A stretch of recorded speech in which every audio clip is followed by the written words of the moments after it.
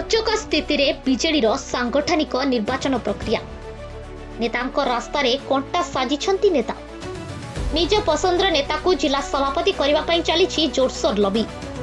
24 वर्ष पर शासन नु हटिछि बीजेडी।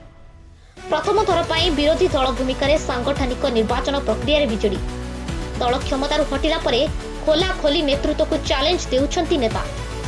बीजेडी रे आरंभ होइछि विद्रोह। यार भितरे केन्द्रापड़ा जिला सभापति चयन को नहीं शंख भवन में पशिछि के सूचना अनुसार बीजेडी विधायक ध्रुव साहू और देवी मिश्र भितर होइछि तू तू मे जिला सभापति चयन को नहीं छिड़ुनी अंक कषा। केन्द्रापड़ा जिला सभापति नहीं शंख भवन में चलीथिला बैठक। सभापति ना को नहीं किछि विधायक मध्य रखिथिले प्रस्ताव जाको नहीं उच्चवाच होइतिबार सूचना मिलिछि।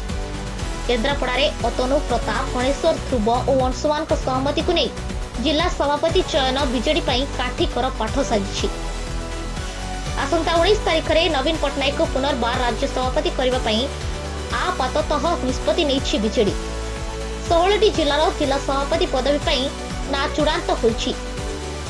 औपचारिकता दृष्टि सेमाने सभापति पदवी प्रार्थी दाखल करिसेंती। जदिओ जिला सभापति नाम घोषणा होई नाही तेबे दलीय महल रे हेउथबा चर्चा अनुसार 10 रु अधिक सांगठनिक जिल्ला रे एहा भीषण अडुआ पलटिछि।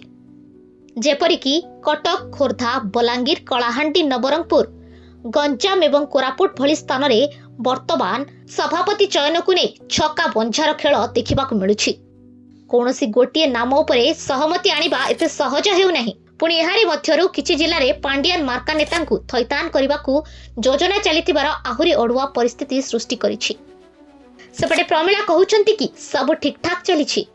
एभली रोचक स्थिति रे बीजेडी रो जिला सभापति चयन रे कोनोसी गोटी नेतांको आधिपत्य रहु नाही। नेता नेतांको भितरे टणा ओटरा स्थिति भितरे केते सहज हेबो बीजेडी रो सांगठनिक निर्वाचन प्रक्रिया ताहा देखिबाकू बाकी रहिला।